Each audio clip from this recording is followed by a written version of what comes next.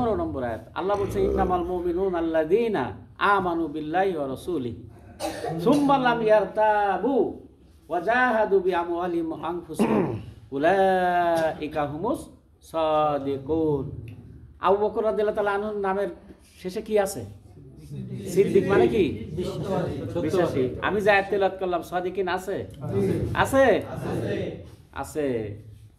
আলহামদুলিল্লাহ। আল্লাহ বলছেন যে হে নবী, ঈমানদার তারাই যারা একবার কালেমা পড়েছে আর কোনো সন্দেহ সংশয় করেনি কি ব্যাপারে? তাদের জান এবং মাল দিয়ে আল্লাহর দ্বীন প্রতিষ্ঠার চেষ্টা করার ব্যাপারে। আর আমি আল্লাহ ঘোষণা দিচ্ছি, আল্লাহ বলছেন এরাই হচ্ছে ঈমানের দাবিতে সত্যবাদী। বলুন সুবহানাল্লাহ। এইবার চলে যাই, আমরা মনে করি যে এখন তো আর যুদ্ধ জিহাদ নেই, তাহলে যুদ্ধ জিহাদ যদি না থাকে তাহলে আর পরীক্ষা নিরীক্ষা আর কিছু ঠিক। তাবুক যুদ্ধ হইল না? আমি আপনাদের সাথে একমত নাই, তাবুক যুদ্ধ হয়নি। তাবুকটা ইতিহাসে লেখা আছে তাবুক অভিযান।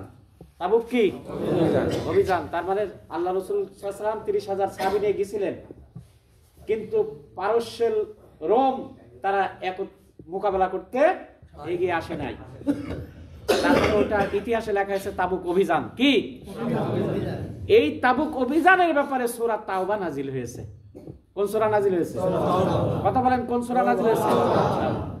এই সূরা তাওবার সূরা 44 নম্বর আয়াতে আল্লাহ সুবহানাহু ওয়া তাআলা বলছেন ইন্নামাল মুমিনুনা ইন্নামা ইয়াস্তাযিনুকাল্লাযীনা লা ইউমিনুনা বিল্লাহি ওয়াল ইয়াউমিল আখির আয়ুজাহিদু বিআমওয়ালিহিম ওয়া আনফুসিহিম আল্লাহু আলিমুম বিল মুত্তাকিন।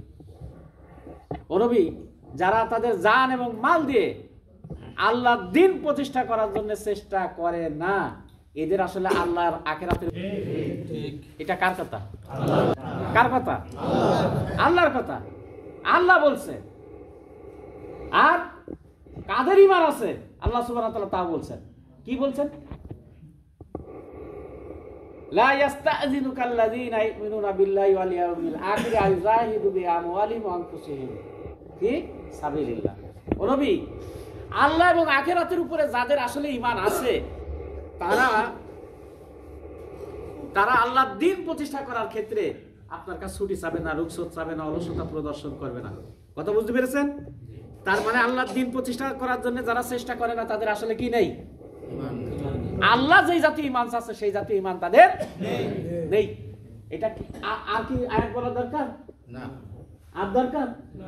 আর দরকার আমার মনে হয় আর বলার দরকার নেই, কারণ সময় পার হয়ে যাবে, অন্য কথা বলার দরকার। ঠিক কিনা? প্রিয় ভাইরা, বাংলাদেশ জামাত ইসলামী